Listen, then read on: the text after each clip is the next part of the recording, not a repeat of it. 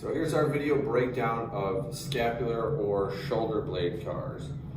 This is probably one of the most, I don't want to say most important because they're all important, but when I train my clients, this pays the most dividends the quickest, just because most people don't have true restrictions in how their shoulder blade moves in that sense, but they just don't really have a lot of control. So you can make a lot of progress really quickly if you just spend a little time each day focusing on how to control the shoulder blade, which plays a huge role in all upper body strength training exercises, rowing and push-ups, any pressing motion. The scapula is really the foundation of the arm, and if you don't have scapular control, it can be a big detriment to strength gains in the future. I hear a lot of people tell me, I just don't have upper body strength.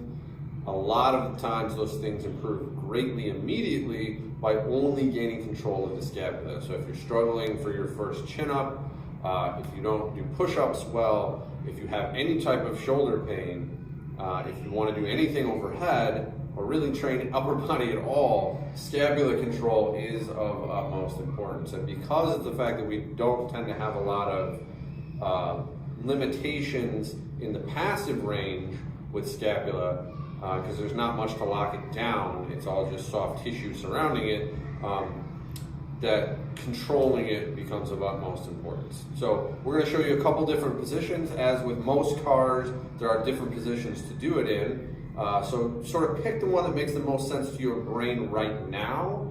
Practice that as much as you can, and then once you get good, start throwing in variety. So we'll give you two options right away. Pick the one that makes the most sense to you. We're going to switch it up in class and go from there. So we're going to start with arms at the sides. So when Thomas does this, if he steps towards the camera a little bit, we'll just get him in here. So when we do this, he wants to make sure that his elbows are staying straight. Very, very common compensation on this, especially when we go into retraction, we're going to get a lot of elbow bend. He wants to have the palms of his hands facing his side, right on his pocket. So what we say is that the middle finger lives in a train track that would be the seam of your pants. So it can slide up and down, but we don't want to see any rotation through the shoulder. Okay. So all we're going to concentrate on doing is making big circles with the shoulder, all the movement coming through the shoulder blade. Doesn't really matter which direction you start in, as long as you're getting full circular range of motion. So we'll start with elevation. It's one most people are really good at and what we tend to default to. So I'm going to have him pull both of his shoulders up towards his ears. Now we're going to go into retraction, and I want him to pull his shoulder blades back and squeeze his shoulder blades together. This is a really good time to look out for that elbow bend. I don't want to see that straight arm. Now we're going to think about shoving that shoulder blade in his back pocket. He's going to go down and then slowly slide forward into protraction, which is forward. And then he's just going to make a nice smooth circle continuing that motion.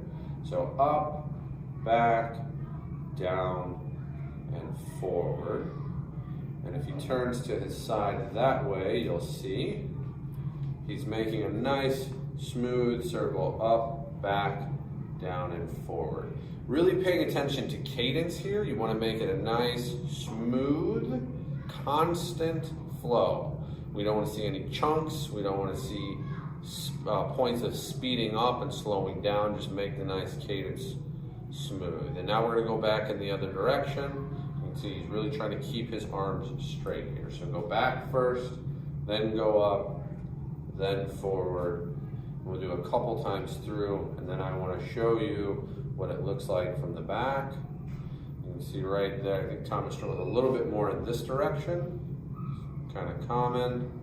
So we'll face the wall, and I want to see what it looks like from behind here. So as he squeezes into retraction, then we'll go up, forward, back, and down. Just big circles. Now for the other option, sometimes people struggle with this. The other option we'll face forward again is to put your arms out in front, and we're going to be out at a little bit of an angle, maybe about 30 degrees. We call this the scapular plane. This is a little bit more visual for people. You can do it straight on, you can do it out here. Again, it's just a little bit of variety.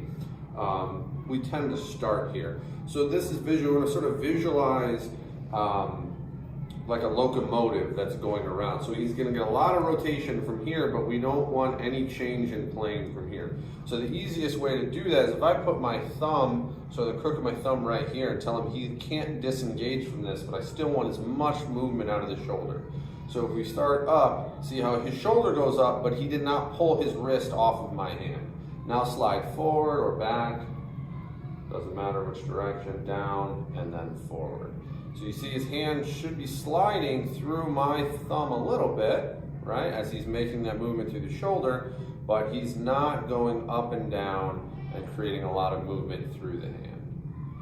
And again, we want to focus on cadence and just really feeling the musculature that pulls the shoulder blades forward, feeling the musculature that pulls the shoulder blades up, pulls it back, and pulls it down. All right, we'll go back in the other direction. Back, up, forward, and down. Yep. Back, up, forward, and down. Again, we're looking to keep the elbow straight and all the movement is coming from the shoulder blade. Keep working.